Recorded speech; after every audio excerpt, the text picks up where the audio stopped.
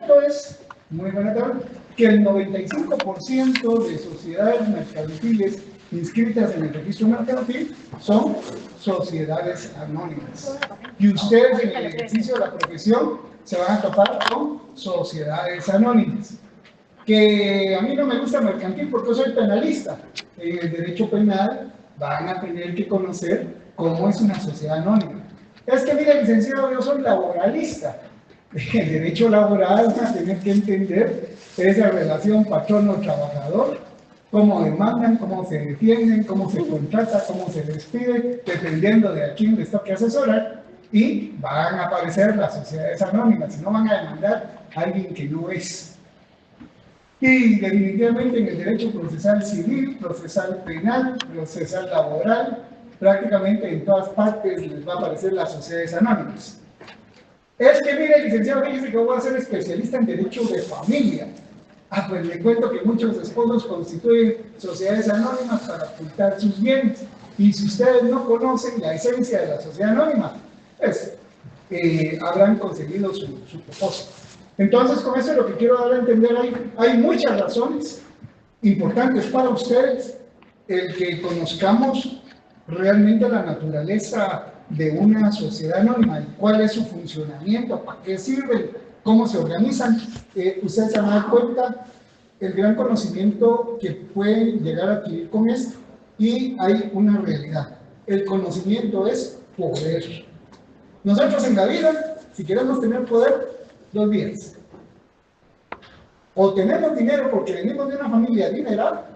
Esa es una vez, no importa si es inteligente o no es inteligente, simple y sencillamente papi le va a dejar ahí su empresa.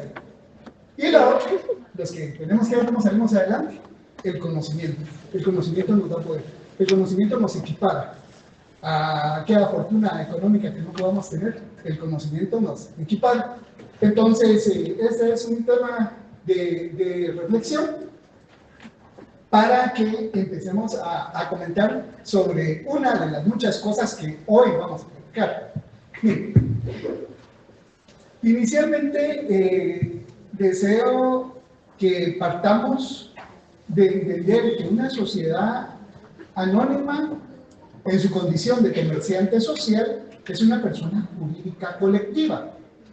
Y este tipo de personas jurídicas colectivas van a tener tres tipos de órganos. Esto va a ser vital. Van a tener algo que le vamos a llamar el órgano soberano,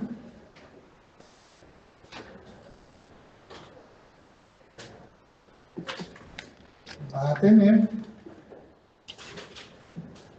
el órgano de administración,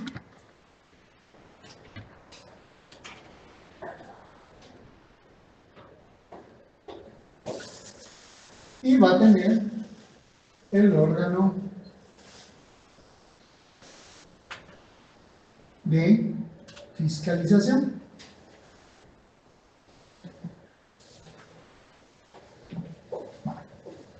Entonces, estamos pensando ya en las sociedades anónimas. Las sociedades anónimas son personas jurídicas colectivas.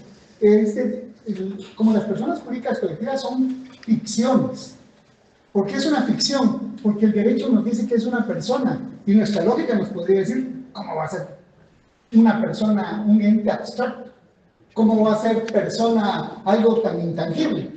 Pero simple y sencillamente de que el derecho le atribuye el atributo de la personalidad, pues ese ente, esa cosa, eso que existe, eso que llamamos sociedad anónima, resulta que tiene derechos y obligaciones. Pero como no es una persona física o humana como cualquiera de nosotros, no tiene brazos, no tiene pies, no tiene un cerebro, entonces para funcionar necesita organizarse a través de órganos. Hola, ¿qué tal, Gaby? Muy bienvenida. Entonces, la forma de poder funcionar es a través de los órganos. Y entonces, aquí inicialmente tenemos que hay algo que le vamos a llamar órgano soberano. Y Esto sí ya lo estudiaron ustedes para su primer parcial. Y prácticamente lo que platicamos, y ahora lo vamos a recalcar de mejor manera, es que el órgano soberano es la reunión de todas las personas o de las acciones. De las acciones. Porque esta es una sociedad de capital. Aquí las personas me interesan. Un órgano, el órgano soberano de una sociedad anónima es el que identificamos como Asamblea General. Esa es la Asamblea General. En un momento vamos a puntualizar exactamente qué vamos a entender por Asamblea General. Los órganos de administración, eso vamos a dedicar a algunas clases en particular, probablemente la próxima semana, pero de momento para que vayamos entendiendo, el órgano de administración de una sociedad anónima puede ser de dos clases, puede ser unipersonal o puede ser colectivo. Cuando el órgano de administración de una sociedad es unipersonal, vamos a decir que tiene un administrador único. Entonces, aquí vamos a tener opción B.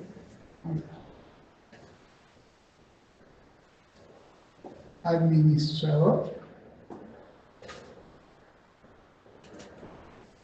único. Y la otra opción es que haya un consejo de administración.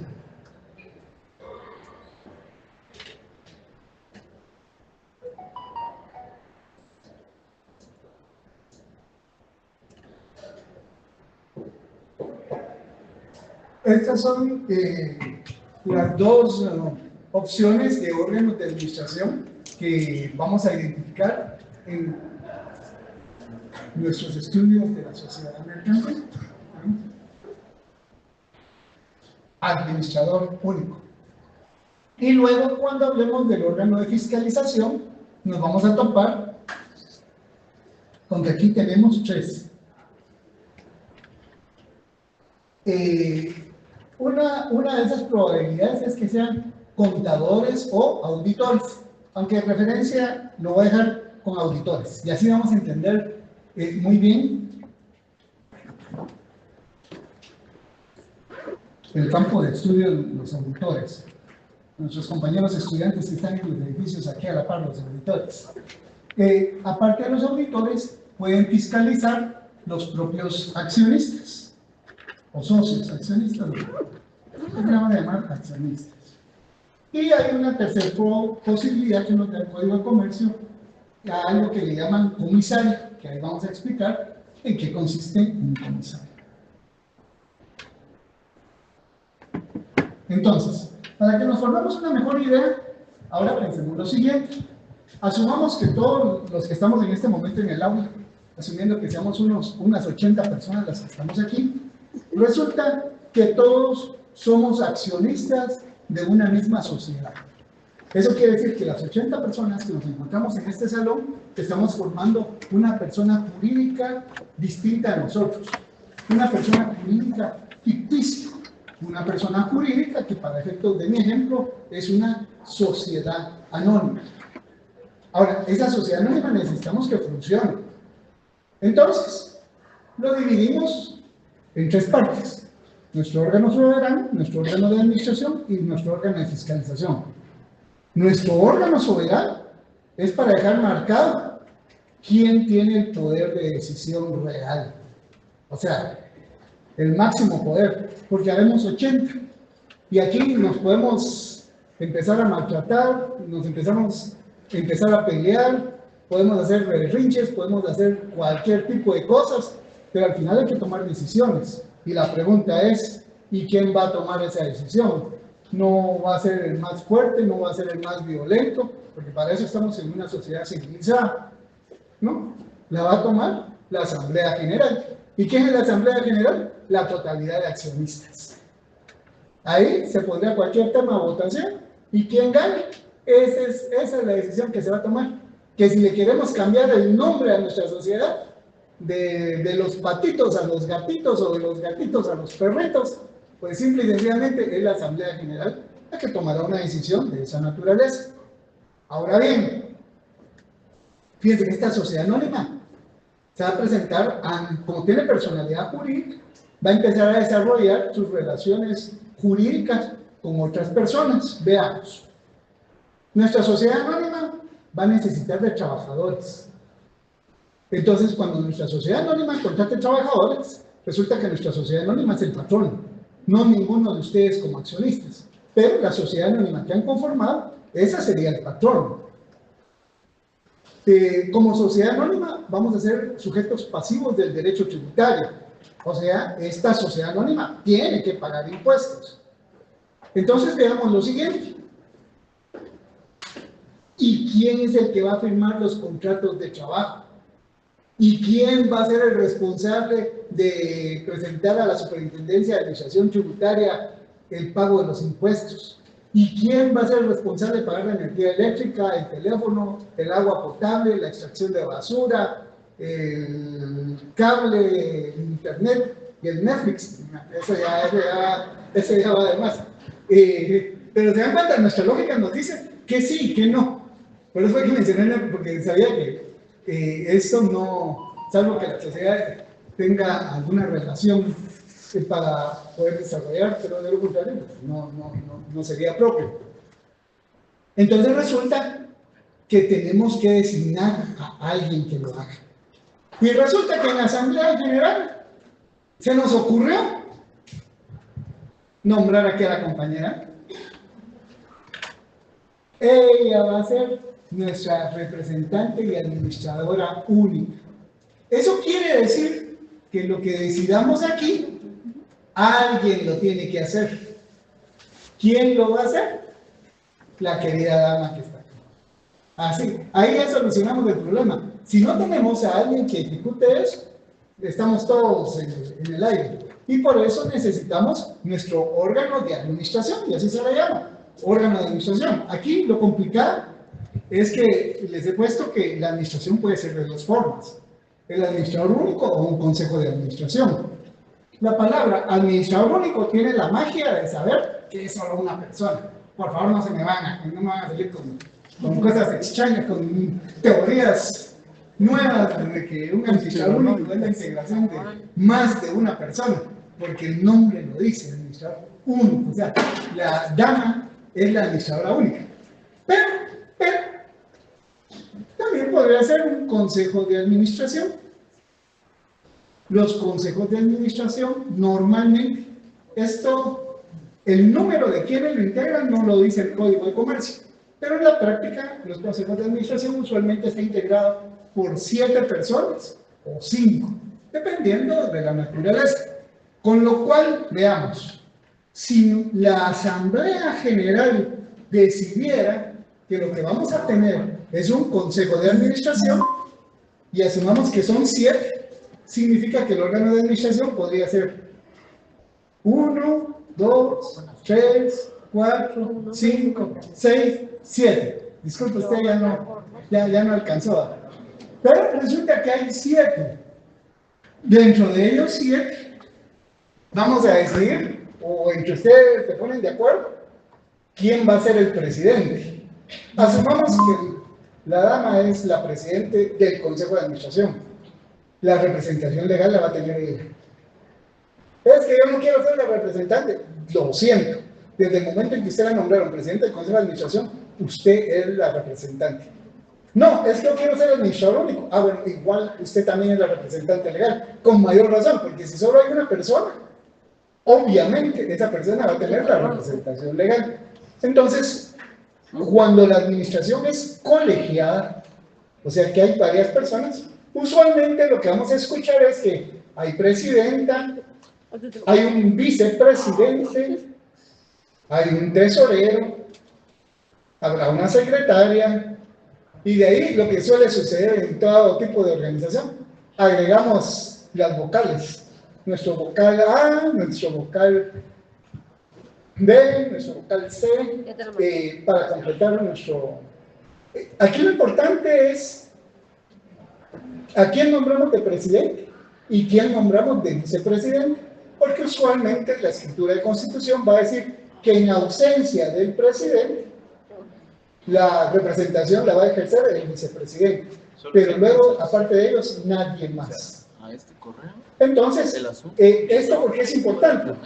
Porque ahora cuando contratemos trabajadores, si es vía administrador único, la compañera es la que es usted la responsable. Si un trabajador es retirado y demanda una demanda laboral en contra de la sociedad anónima, pues usted es responsable. Aquí los accionistas le van a pedir cuentas.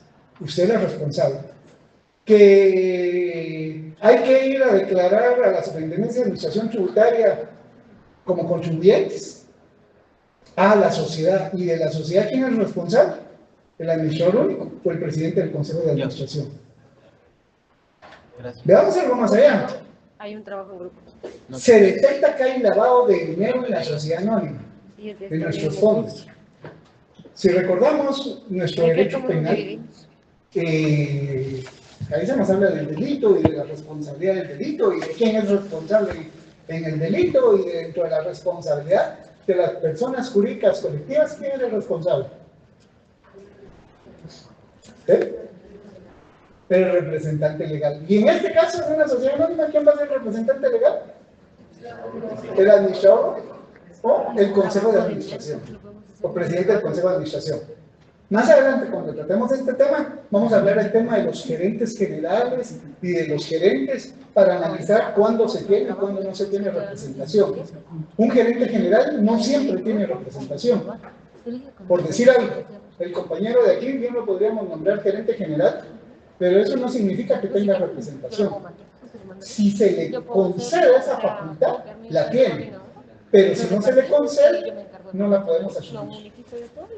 En cambio, el administrador único o la presidenta del Consejo de Administración, quiera o no quiera, lo tiene. Por razón de ocupar el cargo, lo tiene. La ley, por certeza jurídica, no puede quedar ambivalente. No puede quedar sujeto a si quiere o no quiere. Desde el momento en que acepta el cargo, va implícito. Derechos y obligaciones. Eso vamos a estudiar cuando veamos el caso de los gerentes. Con los gerentes no es la misma situación. Vamos a ver también que los gerentes jerárquicamente tienen un nivel más bajo que un administrador único o que un presidente del Consejo de Administración. Muchas veces tenemos la idea que el gerente general es la autoridad más alta. No.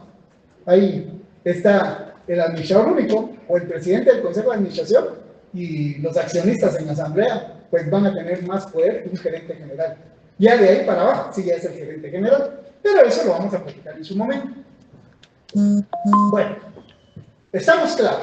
Todos los que estamos aquí somos la máxima autoridad de quienes tomamos las decisiones. Como esas decisiones no las podemos materializar nosotros, necesitamos que alguien lo haga. Bueno, ya resolvemos el problema. O administradora única, o presidente de nuestro Consejo de Administración. De cualquiera de las dos formas no se me escapa la compañía.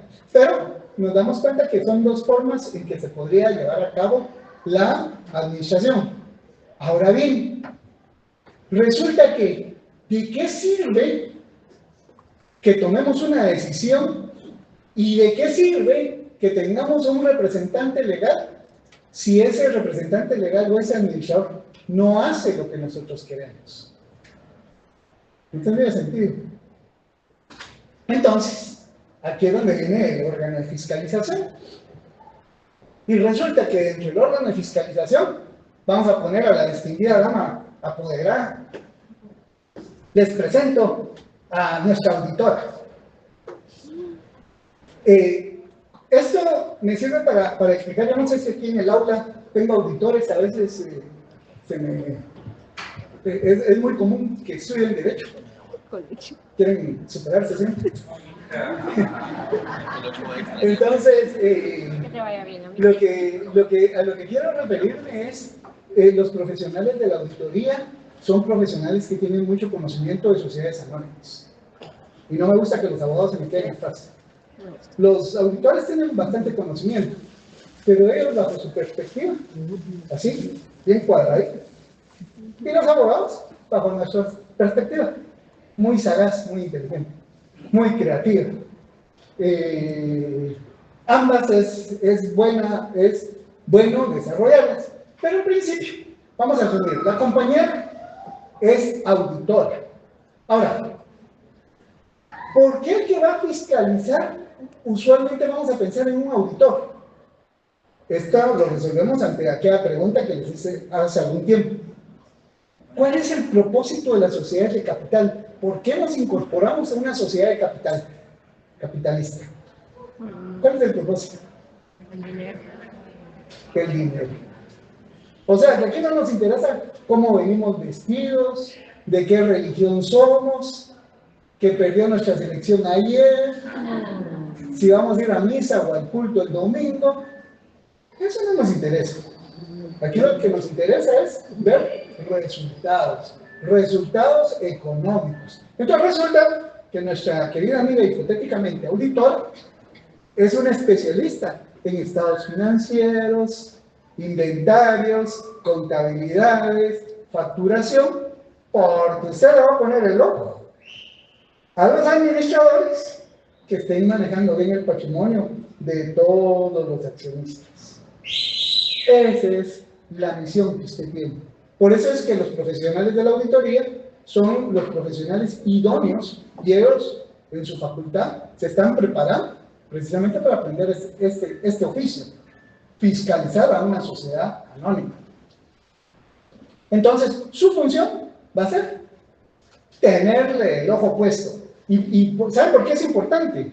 Porque tal como, ya sea que lo hagamos hoy o el lunes, por lo menos una vez al año, nuestra administradora única, nuestra presidenta del Consejo de Administración, le vamos a pedir favor. Ahorita no se la mande, pero cuando llegue el momento se le va a pedir favor y se le va a decir, mire compañera, por favor, póngase enfrente y les explica a todos los accionistas cómo nos fue el último año. Eso es lo que ellos quieren oír de usted. Usted se va a parar aquí al frente y, bueno, muy contento y muy feliz si usted les puede dar buenas noticias. Y miren, fíjense que lo que tenía, el año pasado teníamos en reserva unos 10 millones y ahora tenemos 20. Y aquí le van a aplaudir palmaditas y le van a subir el salario, y le van a quemar cohetes y le van a llamar la empresaria del año. Esa es una opción. ¿Otra opción? Señores, ¿se recuerdan que teníamos 10 millones? Uno nos queda. Y eso puede suceder. Y eso es lo que pasa en cualquier sociedad anónima. Ninguna sociedad anónima en el mundo, ni el mismo Bill Gates, puede tener garantía que no le va a pasar una situación de esa naturaleza. Entonces, imagínense el administrador teniendo que hablar aquí al frente para decir que se perdió. Hay todo lo contrario a las fanfarrias, a los aplausos y a los aumentos. Ahí vienen las recriminaciones, los maltratos, las injurias, los vejámenes, y se queda sin trabajo. Porque lo más seguro es que la saque. Va. Pero eso es lo que va a decir la administradora. Pero los accionistas no se me quedan con lo que dice la administradora. Licenciada, por favor, ella pasa en un momento, expone y se le invita a abandonar el salón. Porque necesitamos que usted se exprese con toda libertad. Ahora viene usted y viene y dirá, con los estados razonables de contabilidad, lo que hemos visto es que es certera la información que se tiene por tal y cual motivo. Si es cierto. O, por el contrario, hemos revisado los estados financieros de la sociedad y definitivamente aquí hay datos que no cuadran. Estuvimos preguntando al órgano de administración y no nos quisieron proporcionar la información. Fuimos a preguntar a las oficinas y no había nada, por lo que asumimos que no se hizo. Esa es la labor que le toca a un auditor. Poner en evidencia al órgano de administración si hizo o no hizo lo que la asamblea pidió. Entonces, con esto creo que vamos hallando un poco la lógica. Esta es la misma lógica de teoría del Estado que se estudia en Derecho Administrativo. En Derecho Administrativo, ¿qué estudiamos en la teoría de poderes y contrapoderes? De los contrapesos, que deben de haber 3 poderes separados el legislativo, el ejecutivo y el judicial. Es la misma lógica. Ahí el Estado también funciona con la teoría del órgano. ¿Cuál es el órgano de mayor soberanía en el Estado? El Congreso de la República. Porque pues nos dicen y nos hacen creer que representa la voluntad de todos los guatemaltecos, pero aunque no estemos de acuerdo, la ley así lo establece y así lo debemos de aceptar. El órgano de administración, ¿a cargo de quién está la administración del Estado? Del Poder Ejecutivo. ¿Y a quién le toca verificar o juzgar si se ha cumplido lo que el Congreso de la República ha emanado? Al Poder Judicial. Y eso es lo que desde hace muchos años Montesquieu hizo ver en su teoría de pesos y contrapesos.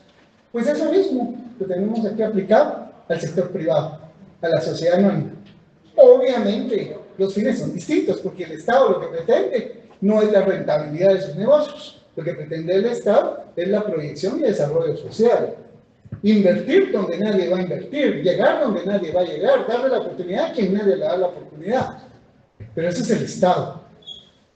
Una sociedad anónima donde tenemos accionistas que están conscientes que están en una sociedad de capital y que han invertido dinero porque lo que quieren es regresar ese dinero, que no les vengan a hablar de problemas sociales y que hay que mejorar el analfabetismo y que hay que llevar el asfalto a todas partes. Eso no. Aquí lo que interesa es si nuestra sociedad la creamos para importar vehículos, ¿cómo la hacemos para importar más vehículos? Si nuestra sociedad se hizo para una inmobiliaria que vamos a construir casas, ¿por qué solamente 100 casas hemos vendido cuando teníamos que vender 200? Si nuestro negocio es de importación de medicina, pues ¿cómo es que no nos dejamos que la competencia logre colocar sus productos en el mercado guatemalteco? O sea, dependiendo del tipo de sociedad, ese es el tipo de problemas que se van a discutir en la asamblea. Entonces, con esto, lo que pretendo en este momento es que ya mis estudiantes se van formando la idea de cómo es que se va a estructurar una sociedad anónima. Cada vez que ustedes vean SA, quiero que venga a la mente de ustedes. Ahí hay un órgano soberano, ahí hay un órgano de administración y ahí hay un órgano de fiscalización. Se me olvidaba. No, lo puse. De fiscalización pueden ser accionistas o comisarios. Eso lo vamos a explicar en su momento.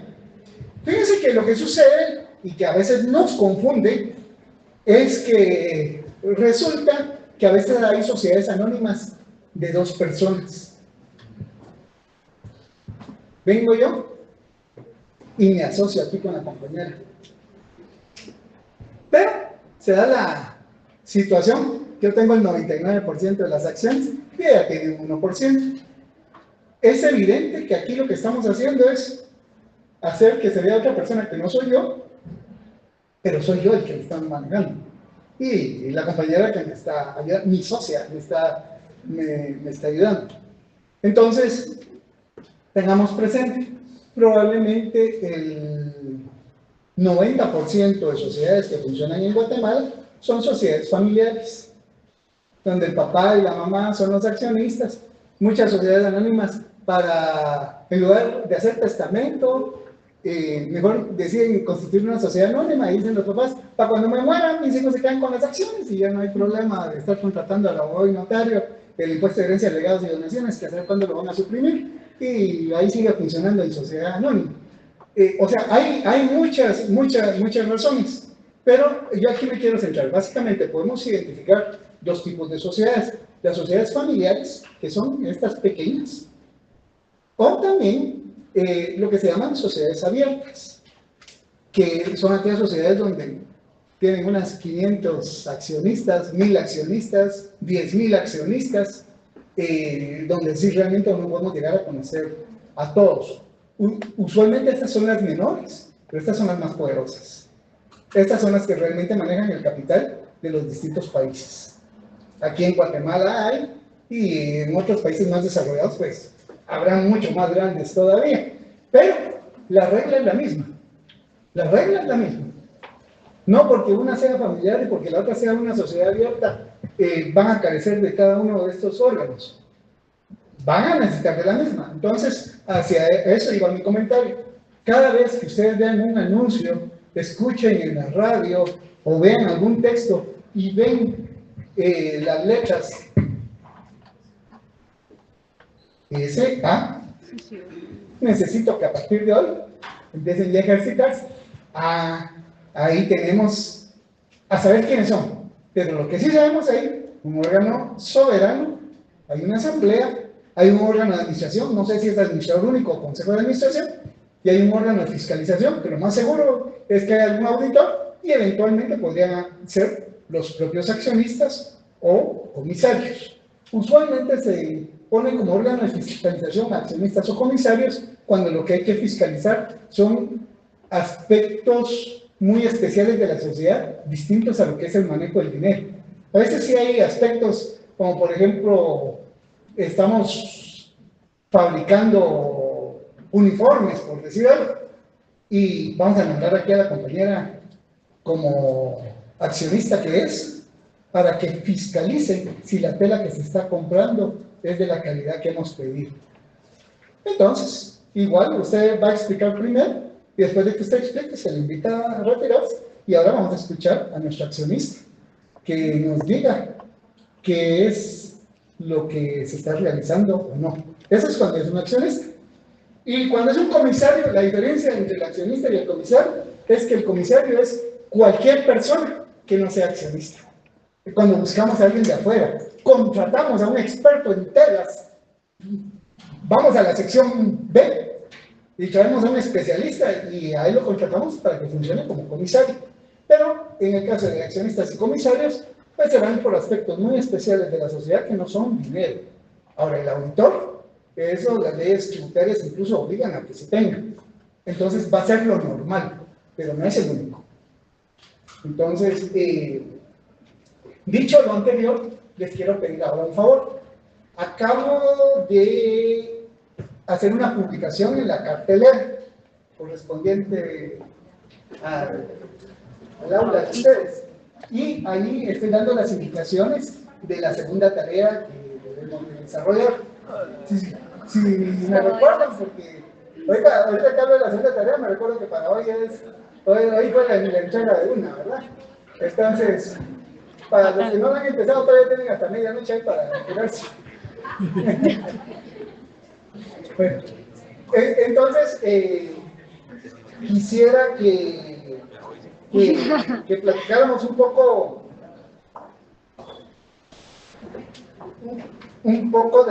de la misma, por favor, si nos logramos ubicar, así aprovecho para comentar.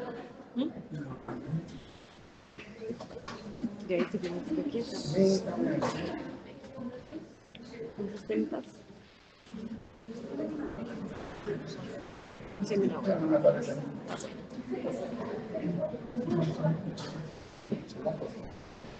Pero comer a mi casa.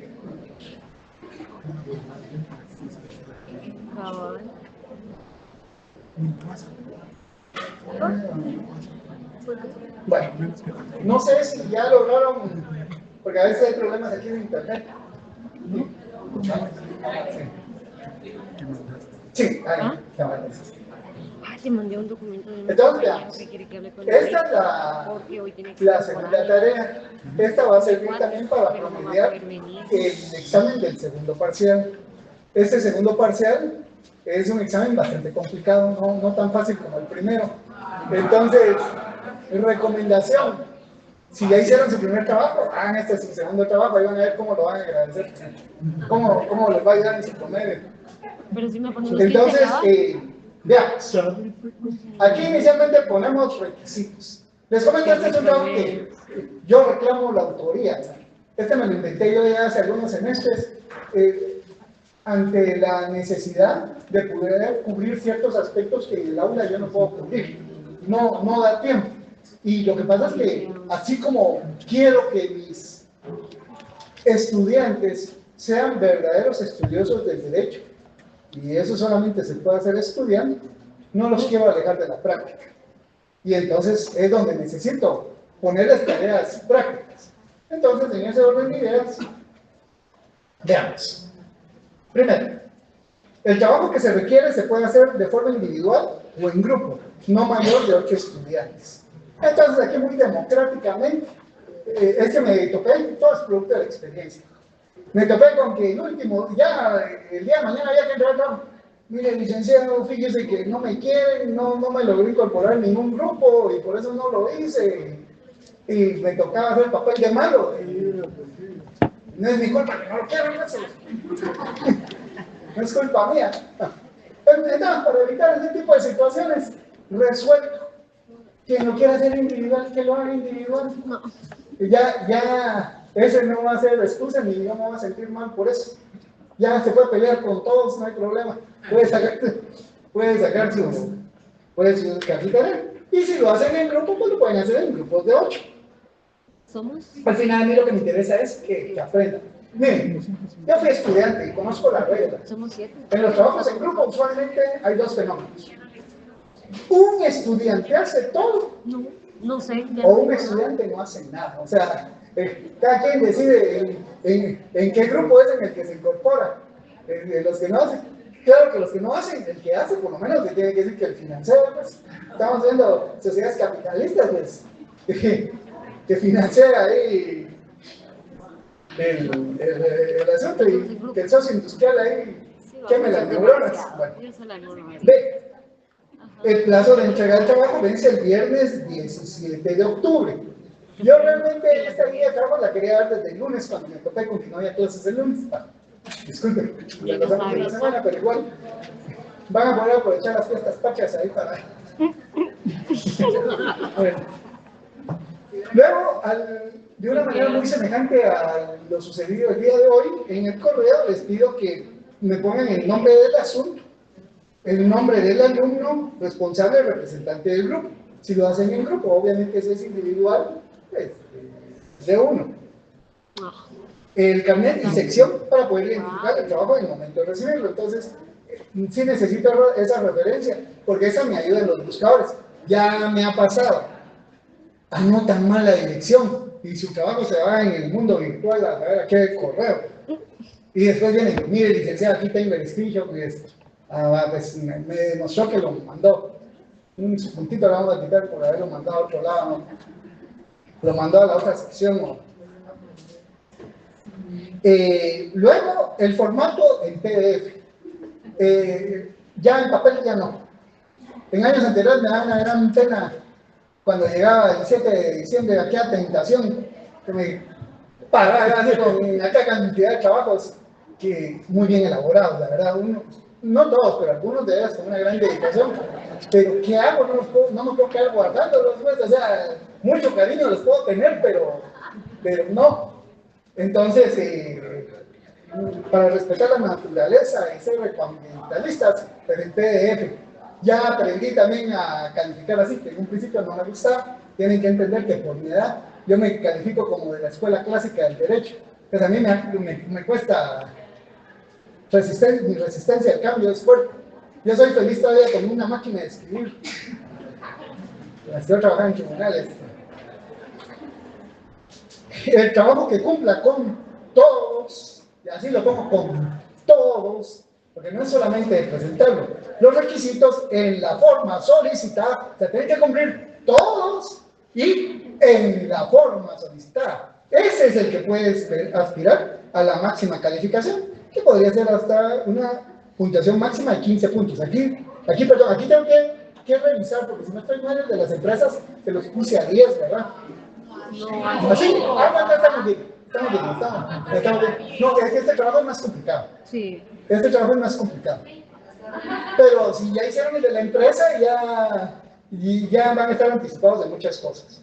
Bueno, entonces esas son las indicaciones generales. Posteriormente ya viene lo que es propiamente la guía de trabajo. ¿Qué esperamos en la guía de trabajo?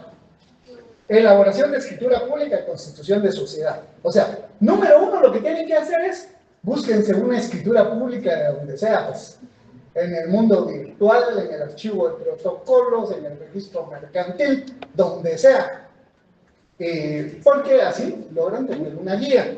Esas escrituras son de las más grandes. Cuando el notariado los pongan a hacer risa, ¿verdad? Ustedes. quiero que sorprendan a su catedrático notariado, como son de hábiles para las escrituras de constitución de sociedad anónima. Sorpréndanlos, por favor. Háganse grandes. Bueno, pero como yo sé que es muy fácil encontrar la escritura, qué bonito solo sacar la escritura, un copy-paste y pegarla, ¿verdad? Entonces tengo que poner un poquito de tarea. Y entonces, para eso, les pongo la literal. Debe comparecer cada uno de los integrantes del grupo como socio fundador de la sociedad. Entonces van a tener que tener el cuidado de que, si bien es cierto, están utilizando de guía la escritura pública que han encontrado, pero tienen que ser cuidadosos que aparezcan sus datos. Porque yo de cada uno de ustedes, si es el trabajo de la compañera, nombre completo, edad, estado civil, profesión o oficio, nacionalidad, domicilio y documento de identificación. Eso es lo que yo quiero ver de ella. Y como él está en el mismo grupo, él también. Y no crea que cada vez se me va facilitando y la inteligencia artificial también lo va ayudando a uno, y la inteligencia de sobrevivencia también lo vamos les garantizo que lo vamos a realizar. No se me atengan que porque son, de hecho ya tengo la ventaja, no tengo tantos estudiantes, ahora tengo como 150 en cada clase. Semestres anteriores yo tenía 840 estudiantes en cada clase y así me ha tocado sacar la tarea. Entonces ya ahora está esto no es nada, ¿no? Así como los africanos cuando vienen a las maratones de aquí a Guatemala, tan fresco que está aquí por allá por Zacapa. Bueno, de los integrantes de la sociedad debe de haber como mínimo un socio industrial. Por ahí vamos a hablar sobre lo que es el socio industrial. Yo creo que el licenciado Webster ya ha platicado, pero vamos a platicar nuevamente. Pero qué bonito es definir qué es un socio industrial. Qué bonito es saber qué es un socio industrial. Pero qué frustrante es, licenciado, ¿y cómo lo pongo en la escritura pública? Licenciado, yo ya consulté 40 escrituras públicas y en ninguna hay socio industrial. Ahí está la magia del trabajo. ¿Y por qué nos pide el socio industrial? Porque dentro de unos 3 o 4 años ustedes van a ser abogados y notarios y lo van a hacer. Y como estudiantes ya no van a tener aquella ascendencia de ir a preguntar cómo es que se hace, porque ya son distinguidos licenciados en ciencias jurídicas, abogados y notarios. Noman plus ultra, todos los títulos que quieran. Y es vergonzoso ir a preguntar uno en ese momento. En cambio, ahorita son estudiantes, acá van a decir, miren, qué chispuda, ya están haciendo esto, están aprendiendo, y se van a sentir muy bien, como siempre se siente uno cuando uno aprende algo nuevo. Entonces tenemos lo del socio industrial. Yo sé que ese es algo que va a generar problemas, pero para eso hay más clases. Tanto el licenciado Webster como a mí nos pueden preguntar con todo gusto, pero luego de que ustedes hayan investigado. O sea, yo acepto que me pregunten cuando vienen y me preguntan y me dicen, mira, yo busqué o tengo la duda o aquí hay algo contradictorio, con todo gusto lo voy a ayudar. Pero si me dicen, mira, licenciado, dígame cómo se hace. No, porque entonces me estaba poniendo que me saque la tarea. Pues. Luego, el literal C. Se debe indicar cuánto aporta cada uno de los socios integrantes del grupo. ¿Vale? Aquí teníamos a los de esta fila hace un momento. Ustedes resuelvan el problema. En su ejemplo, todos van a dar la misma cantidad o van a dar cantidades diferentes. Eso ustedes lo van a decir. Pero no, es que usted lo hace solito porque usted se peleó con todos y nadie lo quiere. Pongo el ejemplo porque el caballero de él es tan buena persona que lo último que puede pasar es una situación de esta. Entonces, va a tener que ver cómo le hace usted mismo va a tener que hacerle todo. Bueno, vamos a ver, aquí es donde se sigue complicando el asunto. La D, se debe hacer constar por parte de alguno o alguno de los socios de sus aportaciones no dinerarias. Y aquí sí ya nos va a quedar problemas, si ya habíamos decidido, todos demos el mismo aporte. Cuando es dinero se puede, pero si lo que él va a aportar es una casa, él aporta un vehículo, él aporta maquinaria, él aporta una patente de invención, usted aporta dinero y usted va a aportar conocimiento. Y aquí ya nos quedaron las cantidades así unas arriba y otras abajo. Ese problema quiero que lo vean. Pero lo que pasa es que yo se los puedo explicar aquí, pero no lo van a vivir como cuando lo tienen que hacer. Esa es la cuestión. Eso es como cuando nosotros decimos, sí, pero es que los de la selección no corrieron. Pongámonos a correr a la par de ellos y a ver, cuando estamos con la lengua afuera, que con todo y todo, aunque nos duela, es lo mejor que tenemos. Es que, si yo fuera mejor, se va a sentir la insolvencia en cuanto a no, sí, hay que poner cuidado ahí. ¿Para qué hago? Bueno, luego tenemos indicar el objeto. Bueno, cada sociedad anónima se dedica a distinto propósito. Díganme cuál va a ser el propósito. No, creo que va a depender del machote de escritura que encuentre. Hay dos semestres que yo les doy el tema, pero ya me he quedado porque mejor lo escojan los estudiantes. Porque si yo lo escojo, van a haber temas más complicados que otros. Entonces yo me siento como responsable de que yo a uno lo puse a hacer un banco y a otro lo puse a hacer una tienda. Entonces no hay equivalencia. No, mejor ustedes mismos decidan. Mejor que la asamblea general que ustedes integren sea la que lo decide. Bueno. Luego, hay algo que ha platicado ya el licenciado Webster, pero lo tenemos que puntualizar más. El capital social, capital autorizado, capital suscrito y capital pagado. Las tres clases de capital que tiene una sociedad. Luego, la descripción de las acciones y los certificados provisionales. Yo debo ser muy honesto, yo me gradué de abogado y si me preguntan, debo confesar con toda honestidad, yo en mi vida había visto una acción. Ni idea tenía que era una acción, mucho menos para qué servía. Es bien vergonzoso tener que aprender ya cuando no es su querido maestro de Derecho Mercantil el que se lo está enseñando a uno, pues eso es complicado y con aquel orgullo de ser abogado que tampoco lo puede aceptar. Entonces, como no quiero que eso le pase a mis estudiantes, pues ustedes van a hacer acciones y certificados provisionales y así van a ver que es una cosa bastante sencilla, pero como todo, es sencillo para el que lo sabe. Para el que no lo sabe, es un mundo. Bueno. Luego, indicar los derechos de los accionistas. De eso vamos a tener una clase, donde vamos a platicar. ¿Y yo qué me saco con ser accionista? ¿Para qué quiero ser accionista? Yo pagué por acciones. ¿Y eso qué? ¿Me pone en ventaja? ¿Me pone en desventaja? ¿Qué puedo reclamar? Ya me dijeron en clase que mi obligación es pagar para que me den una acción. Ya pagué, ya tengo la acción. ¿Ahora qué? Eso lo vamos a platicar. Ya no me escribiste que eso lo tenemos que platicar. Ya no me escribiste. Vamos a ver. J. Prohibiciones de los accionistas. Tenemos que aprender que cuando formamos parte de una sociedad muy democrática, muy económica, pero resulta que si aquí mi amigo es socio de nosotros, pero a la par tiene otra su sociedad donde está haciendo lo mismo y solamente nos está sacando la información, como que mejor le invitamos a abandonar nuestra agrupación social, pues, porque no nos va a convenir.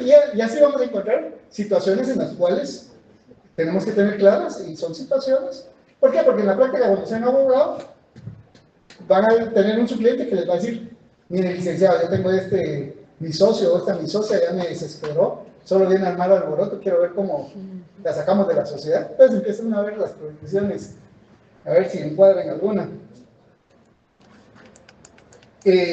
Luego, el plazo de vigencia de la sociedad, una pregunta reiterada del examen, que mire licenciado, eso no lo explicaron, que eso no lo sabía, que... Bueno, pues si siguen con la duda aquí lo van a averiguar en mi trabajo. Bueno, vamos a ver. Bueno, habíamos dicho el capital social, describir las acciones, derechos de los accionistas, prohibiciones, el K.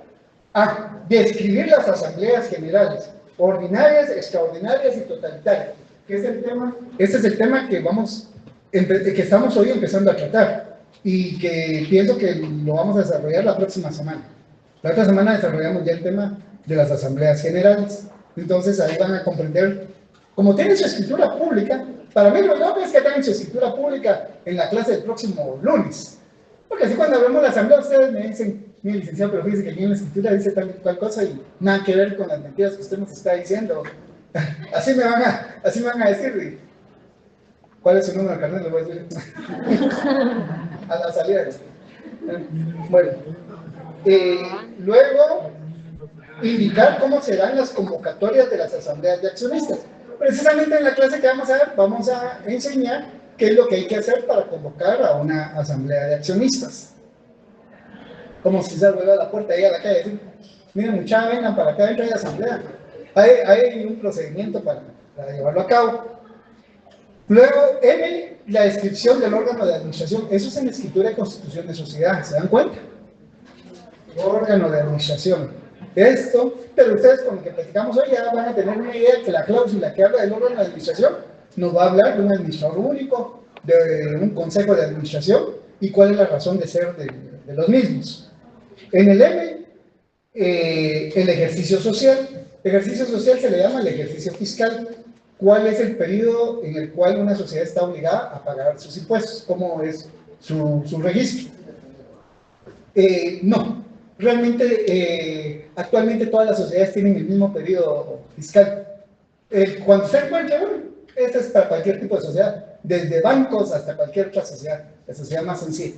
Pero lo van a encontrar. Hablan con algún su amigo contador o le preguntan a la inteligencia artificial. Ahora hay tantos recursos que bueno, luego lo que es la reserva legal, hay que platicar sobre lo que es la reserva legal.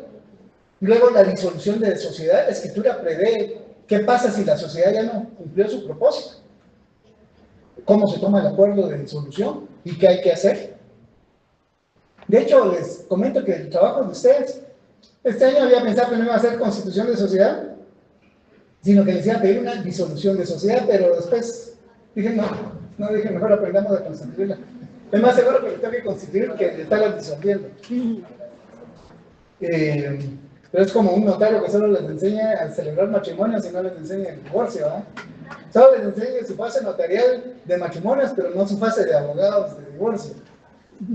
Bueno, luego la liquidación de la sociedad, lo pongo en distinto numeral, para que se den cuenta que una disolución de sociedad y una liquidación de sociedad no es lo mismo. Entonces, ustedes van a ver por qué. Y el último numeral es disposición transitoria con respecto a quién estará a cargo de representación de la sociedad. Entonces, ¿qué sucede? Mis amigos aquí de la primera fila, resulta que entre ellos 5 deciden hacer su trabajo. Pero en el último, bueno, ¿y quién de ustedes va a ser el representante legal?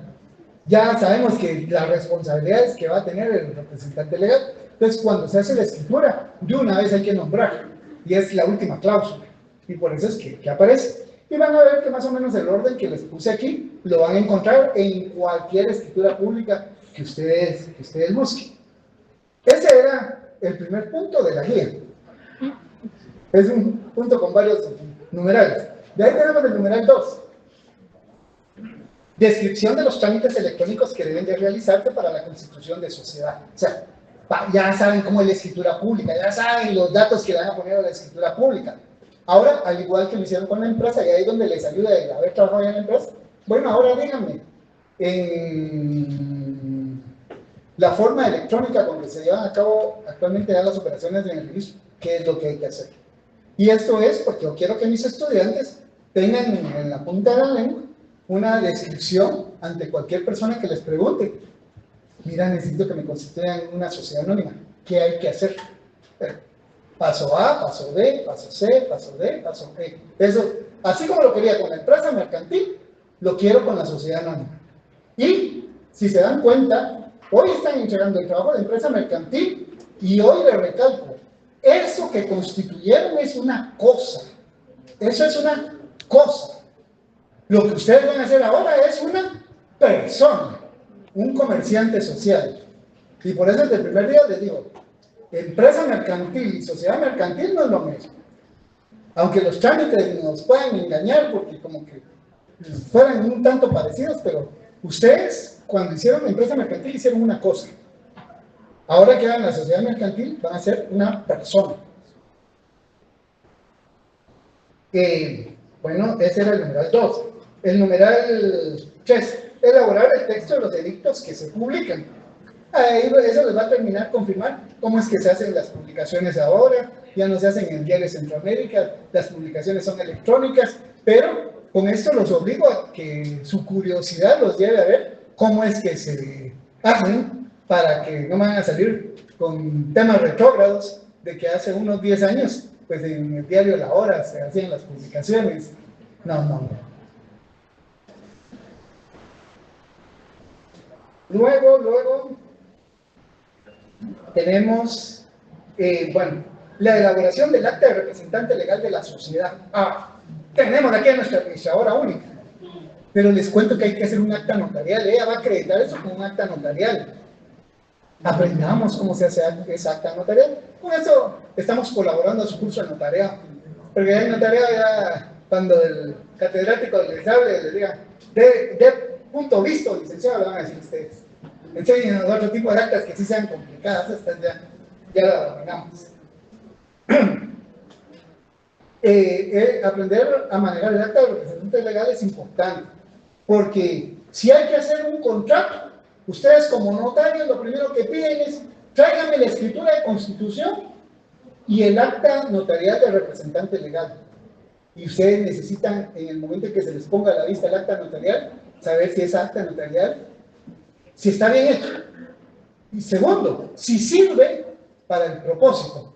Porque hay algo que digo hoy, y con todo gusto lo voy a repetir muchas veces hasta que les caiga yo mal, pero lo tengo que decir.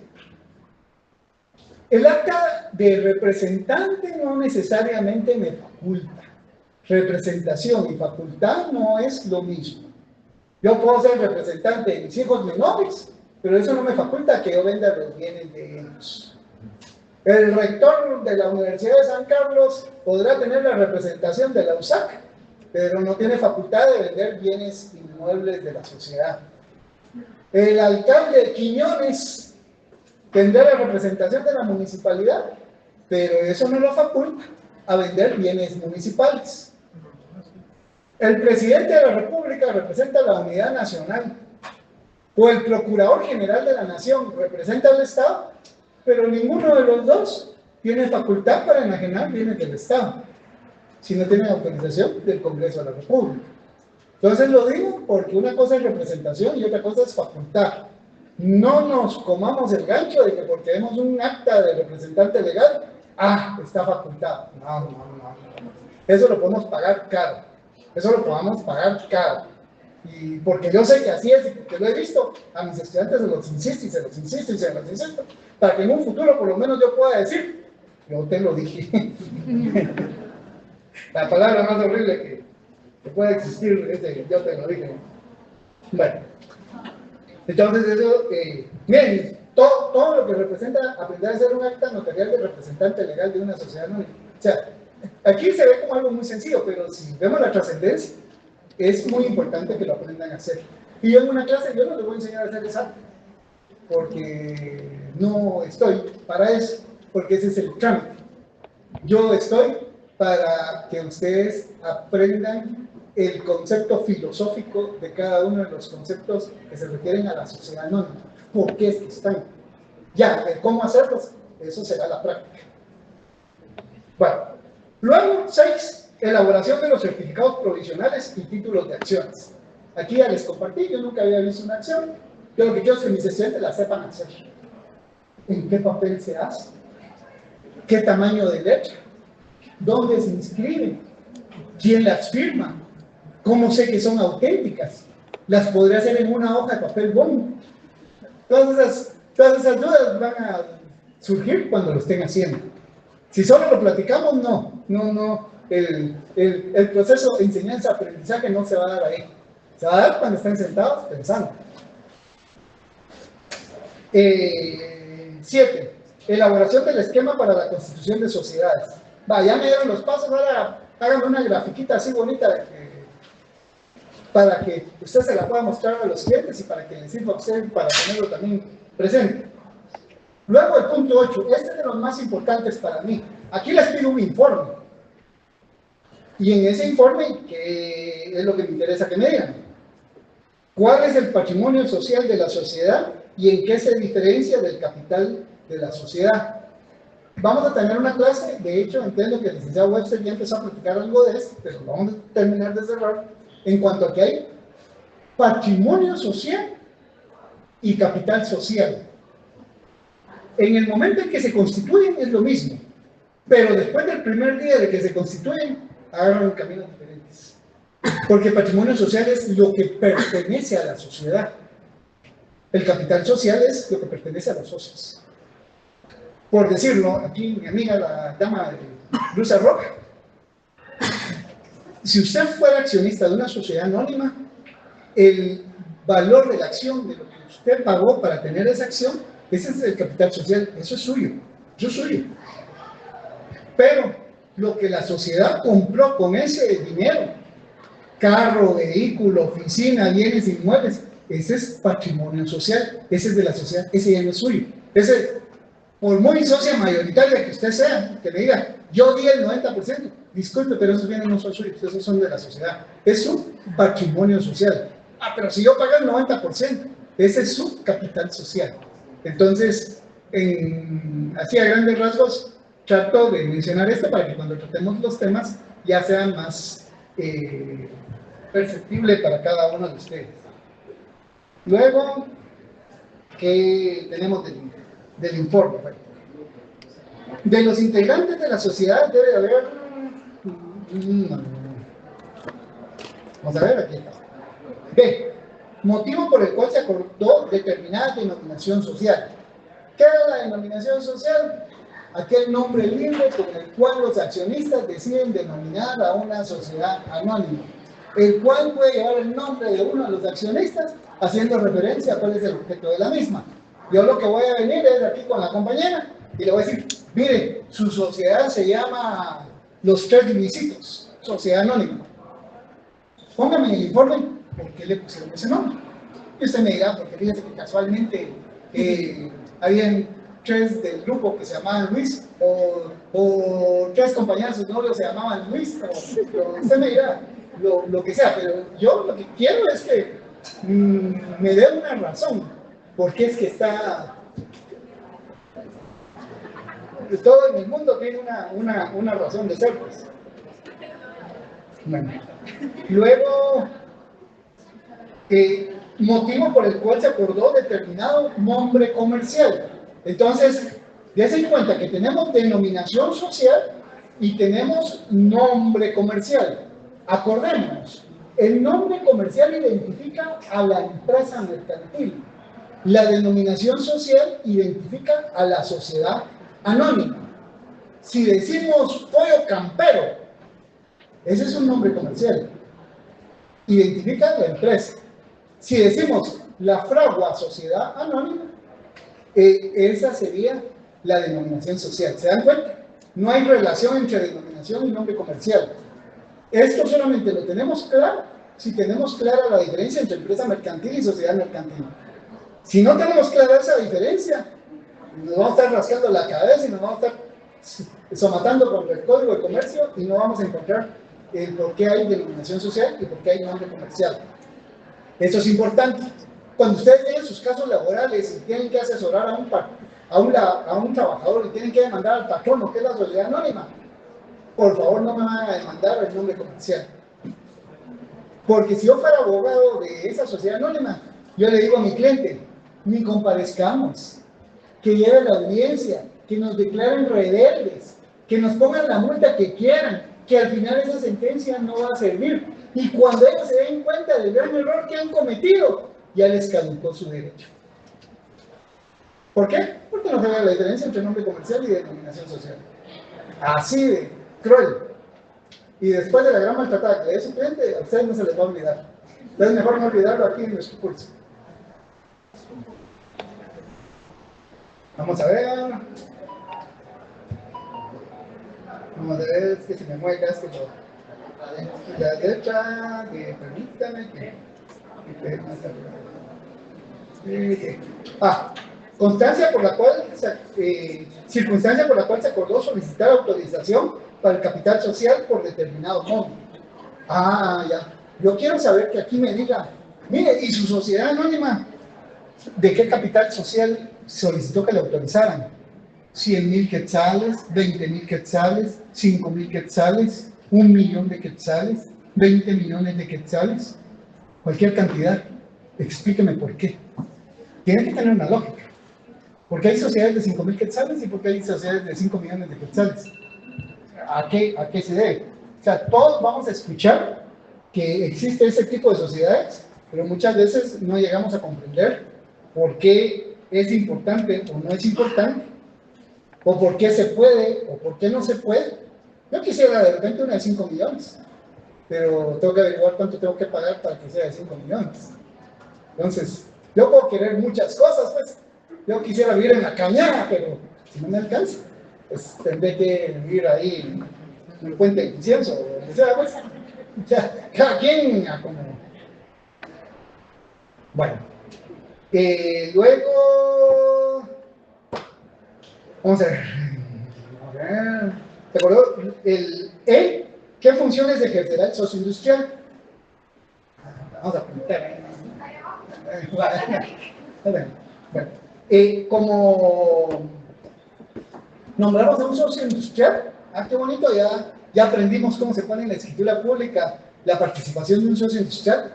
Ahora vengo yo y le digo, cuéntenme, ¿el socio industrial qué es lo que va a hacer? Y les pido que lo cuenten, porque cuando uno tiene que explicar, entonces uno mismo se convence que lo que está diciendo es cierto o no es cierto. Vayan a decir semejante tontera que voy a decir yo, licenciado Alegría, mejor que quedo callado. Pero, como no, la pregunta no es verbal, sino que es escrita. Y prefiero que sea escrita porque el que escribe piensa 2 veces. Entonces ustedes sabrán que va a ser el socio industrial. Para eso tenemos nuestras clases donde mis queridos estudiantes vienen y podrán hacer sus preguntas que les hayan surgido. Luego, la literal F. ¿En qué registro se inscriben las aportaciones no dinerarias de la sociedad? Bueno, si dijimos que el compañero aporta un bien inmueble, que aporta un vehículo, que aporta maquinaria, que aporta una patente de invención, ¿dónde lo inscribimos? Y nuestra escritura de sociedad, ¿cómo la vinculamos para que aparezca esto? Va a tener una forma, porque si no se inscribe, de nada serviría que estén. Y estamos claros que a partir de que usted pasó el bien inmueble, disculpe, ya no es suyo, es de la sociedad. Es patrimonio de la sociedad. Usted lo que va a tener son acciones. Vamos a ver. Luego, el H. Vamos a ver. G. Breve descripción sobre lo que se dedicará a la sociedad y cómo se tiene planeado llevar a cabo a efecto que dentro de un año pueda reportar ganancias. Como van a decir qué tipo de sociedad, casi como lo que dirían los administradores de empresas o economistas, ¿cuál es su modelo de negocio? O sea, va a poner un salón de belleza. Cuéntenme cuánto está invirtiendo y haciendo sus cálculos, cuánto podría tener de ganancia dentro de un año. Y disculpen, yo sé que aquí me salgo del derecho, pero lo que pasa es que como los abogados tenemos que saber de todo. Nos pueden tomar nuestros clientes de incompetentes si solamente conocemos el trámite legal de la constitución de la escritura. Prácticamente cuando un abogado o notario va a asesorar a una empresa mercantil, casi como que se vuelve parte de esa empresa mercantil o esa sociedad, y por lo tanto tiene que aprender el negocio. Y la única forma en que yo les puedo decir a mis estudiantes aprendamos el negocio es lanzándoles la pregunta. ¿De qué van a poner? Ustedes ahorita hicieron una empresa. Pensamos que sobre el mismo objeto de la empresa van a ser la sociedad. La pregunta sería, díganme cómo es que esa sociedad dentro de un año va a tener, no se va a perder el dinero que están dando ahora. Porque ese es el riesgo que tienen los que se meten a una sociedad anónima. ¿Cómo hacer para que esto produzca dinero? Y necesito que descubran ese secreto, porque si no nos quedamos con la idea que simple y sencillamente porque tenemos acciones, eso nos va a reportar ganancia. Y son otras personas las que están tomando las decisiones por nosotros. En tanto que si le damos la lógica, vamos a poder preguntar si es que somos socios O bien, si tenemos un cliente que está pidiendo nuestra asesoría, sabremos qué tipo de preguntas debemos de formular. ¿Por qué? Porque vamos a entender la lógica. Vamos a entender esa lógica. ¿Cuál es la lógica? Hacer dinero. Va, hacer dinero. ¿Cómo lo vamos a hacer? Va pues, compañero. Usted necesita 1,5 millones. Va, aquí está el 1,5 millones. Ahora dígame, ¿cómo le vamos a hacer para que dentro de un año sea 2 millones? Por lo menos para que no se pierda ese dinero. Y para que dentro de 3 años sean 3 millones. Y para que dentro de 10 años sean 20 millones. ¿Qué es lo que ha pensado? ¿Cómo se va a poner ¿Cómo se va a trabajar eso? Porque cuando encontramos esa lógica, esa es la lógica de cualquier sociedad anónima. Esto no es objeto de estudio de derecho, pero lo debemos de saber, por bienestar de todos nosotros. Y, insisto, para eso estamos en clase y van a estar las dudas y ustedes van a poder preguntar. Vamos a ver, ¿qué más? El H. Explicar por qué motivo se opta entre establecer un administrador único o un consejo de administración. Ya que ya me anticipé que el órgano de administración puede ser de 2 clases, unipersonal o colegiado. Ahora la pregunta es, ustedes en la sociedad anónima tienen que elegir uno u otro, porque es excluyente. La escritura va a mencionar los 2, pero para que de los 2, los accionistas escojan uno. Mi pregunta es, ¿por qué escogieron uno o por qué escogieron 5 o 7? Porque de esa manera ustedes van a entender la lógica de por qué hay sociedades que tienen uno y hay otras sociedades que tienen órganos colegiados. Pero eso yo sé que es hasta que lo estén haciendo, les va a surgir la duda y van a encontrarle la lógica. Y elaborar un emblema que identifique a la sociedad. De repente ahí en el grupo hay alguno bueno para las artes. Entonces, eso nos sirve para valorar, ahí sí, los valores incorpóreos de la empresa. El emblema, ese signo distintivo que ustedes estarían haciendo. Luego, el J, indicar en qué registro se inscribe el nombramiento de representante legal. Bueno, ya tendrán a hacer el acta notarial. ¿Y dónde se inscribe? En el registro mercantil. Solo ahí. ¿Y para los impuestos? También en solo ahí. Va a depender también del tipo de sociedad que tengan. Luego, K, describir qué libros se deben de editar. Su libro de compra, de venta, de inventario, de estados financieros. ¿Cuáles son esos libros? Nos estamos formando, tenemos que saber. Ustedes ya en sus cursos de derecho tributario. Y ahí van a asumir que ustedes ya lo aprendieron en derecho mercantil. Y yo, como me quiero quitar el estigma que se los enseñé, en mi defensa voy a poder decir, pero miren, se los dejé en el trabajo ahí para que...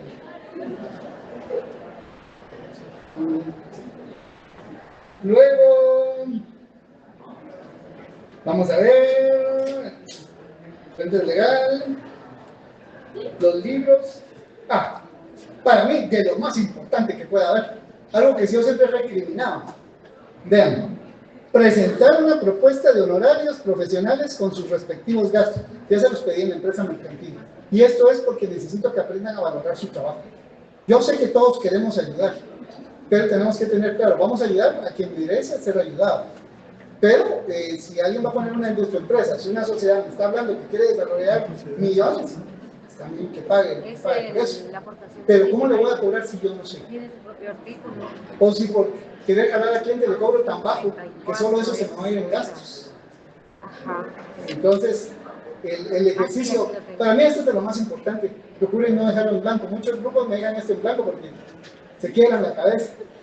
Pónganme cualquier cosa que se les ocurra, pero no lo dejen en blanco, por favor.